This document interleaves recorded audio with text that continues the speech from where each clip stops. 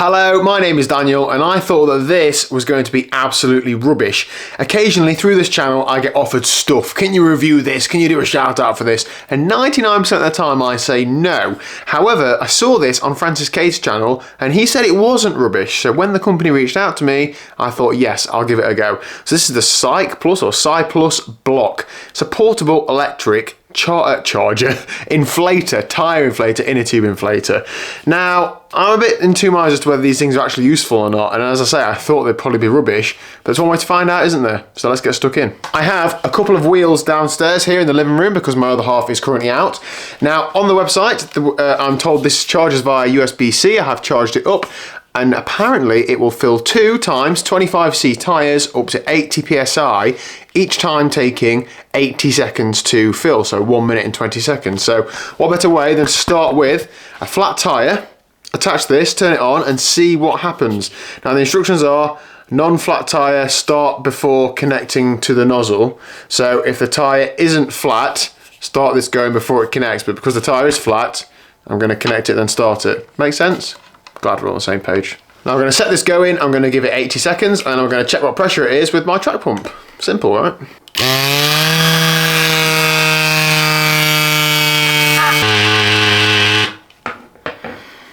One minute 20 and that feels pretty solid. Now the machine's getting quite warm. There's like a silicone case that comes with it that's supposed to stop you burning your fingers, but I took it off because I thought it was packaging. You could tell that it was working harder the more inflated the tyre got, but it still seemed to keep like increasing the pressure. Ooh. I probably let a little bit of pressure out there. 4 bars. What's that in PSI?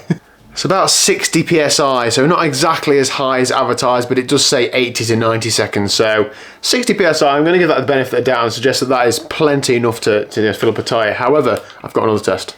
This is my gravel bike wheel. I run Panaracer 43C tyres and I've just let a tyre down pretty much all the way.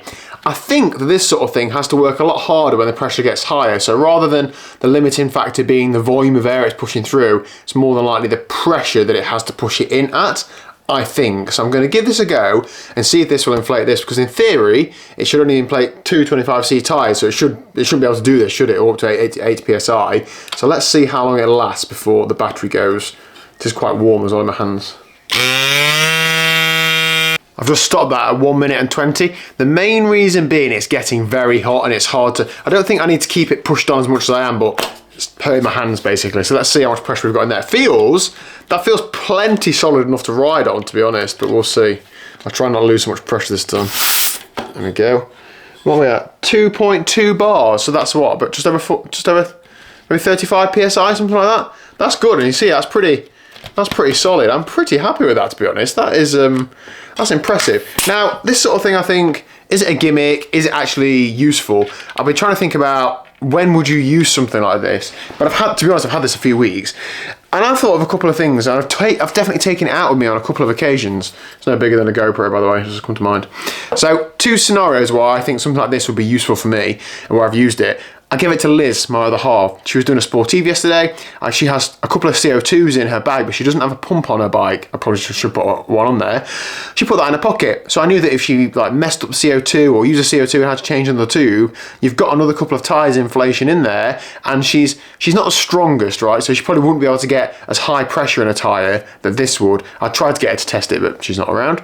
The other scenario was, I ride my TT bike every now and again, and there's not much space for spares on that, so same sort of thing. I have like 1 or 2 CO2 canisters, but I stuck that in my jersey pocket. Yes, I could probably stick a pump in my jersey pocket, but it's not as convenient. This gives me another couple of inflations if I need it. Also, both these wheels are tubeless.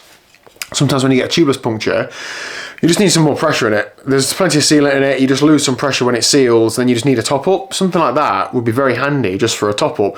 And I know you can do the same thing with a pump, but we all love a little gimmick, don't we? So I'm going to do this another go on this tyre until the battery goes, see how long it lasts. 50 seconds, it sounds like the battery's going.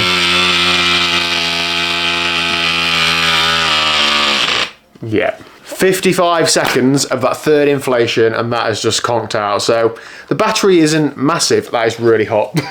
That is like spicy hot. The battery isn't massive, but I think that's probably maybe 40 PSI. Let's have an actual measurement rather than me just squeezing the sidewall.